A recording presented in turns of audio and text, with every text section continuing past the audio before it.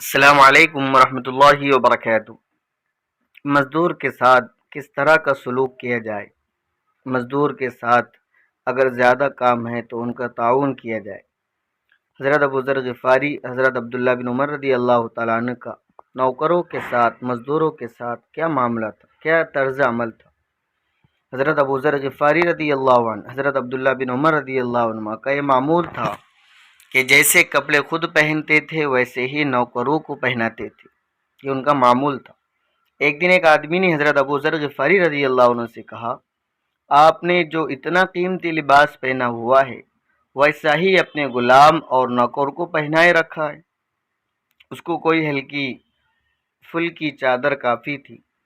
فرمایا، نہیں بھائی، میں نے رسول اللہ صلی اللہ علیہ وسلم کو یہ فرماتے ہوئے سنا کہ یہ تمہارے ماتحت ہے، تمہارے نگرانی میں ہے۔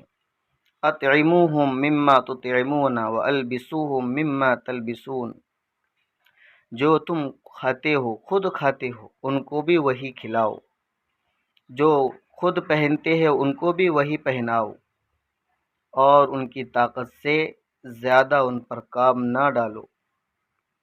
جتنا کر سکتے ہیں ان سے اتنا کام لو، اور اگر زیادہ کام ان کے ذمے لگا دیا ہے اور تمہیں اندازہ ہے کہ وہ اکیلے نہیں کر سکیں گا تو اعینہم، ان کے ساتھ مل کر کام کرو۔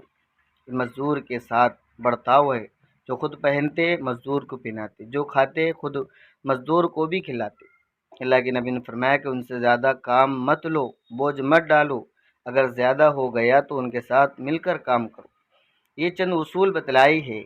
خلاصہ یہ ہے کہ مزدوری انبیاء کا کام ہے، کوئی حقیر پیشہ نہیں ہے، عزت والا پیشہ ہے، حلال رزق وہ کما رہی ہے، مغفرت کا ذریعہ ہے۔ مزدور کے ساتھ جو کچھ طے ہوا اس کو ٹال مٹول کیے بغیر دیا جائے، ان پر ظلم نہ کیا جائے، ان کو کھانے پینے پہننے میں شریک کیا جائے، اور اگر کام ان کی صلاحیت سے زیادہ ہو تو ان کے ساتھ مل کر کیا جائے، کام میں ان کی معاونت کی جائے، ان کا تعاون کیا جائے۔ والسلام علیکم ورحمۃ اللہ۔